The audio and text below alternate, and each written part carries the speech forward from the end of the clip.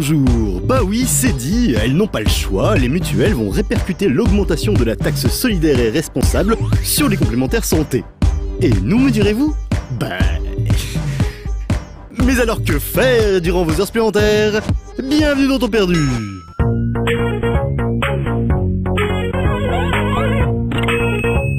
Oui, je sais, le boulot c'est chiant. Pardonnez-moi l'expression, mais c'est vrai que c'est super casse-bonbon, quoi. Du coup, parfois, on aimerait bien s'enfuir comme ça du bureau, parce que bon, même si ici nous en faisons vaguement la promotion, les heures supplémentaires, ça a bien un moment, hein. Mais votre patron, pas con, lui a préparé tout un tas de pièges pour vous empêcher de partir, et accessoirement pour vous flinguer, vu que comme ça lui fera beaucoup moins de salaire à payer à la fin du mois.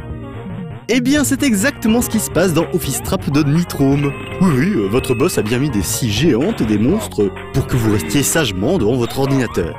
C'est peut-être un peu radical, mais au moins, ça a le mérite d'être efficace. Mais bon, après tout, il nous suffirait peut-être de trouver un boulot plus cool, comme, je sais pas moi, roi. Ça a l'air pas mal ça, roi. Parce que par exemple, le bonhomme que vous contrôlez dans King Story de Kinto Games, au début, il l'est pas, roi.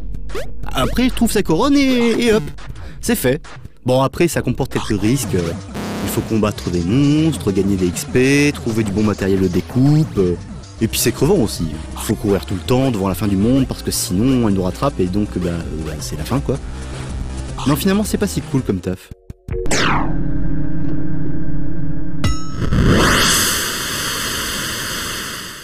Quoique, en fait, c'est peut-être tout simplement lié à notre bonne vieille condition humaine.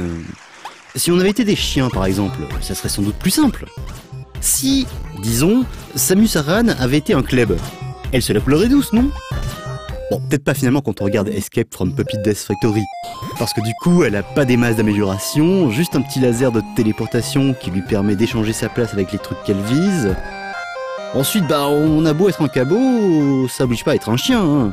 Et si nos congénères ont besoin de nous, il faut quand même aller les sauver. Et quand on a 4 pattes, croyez-moi, la plateforme, c'est pas pareil. Et puis en plus, apparemment, quand on a une truffe au museau, les jeux, ils deviennent super difficiles et super stressants, comme quoi.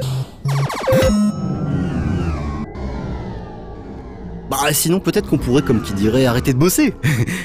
Devenir pilote de course, de rallye ou de X-Wing, ou même de rien. Rien, mais un truc qui va super vite comme dans Accelerator. On se griserait de la vitesse, on éviterait des murs, on slalomerait comme des oufs en allant super vite et ça serait trop bien parce que ça serait fun à mort mais qu'en fait on gagnerait pas une thune.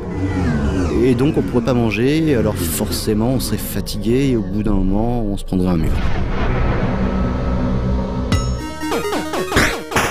Non, finalement il y a que le taf dans la vie. Remarquez, il y en a des biens. Prenez par exemple nettoyeur de Tetris, ça claque non?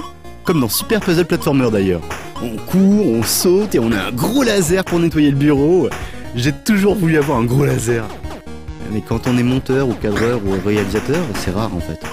Sauf si on est George Lucas. Mais en même temps, je sais pas si ça serait une bonne idée. Alors que dans le jeu, là, que vous regardez maintenant, voire même présentement, c'est cool. C'est même tellement cool que je vais vous faire un aveu.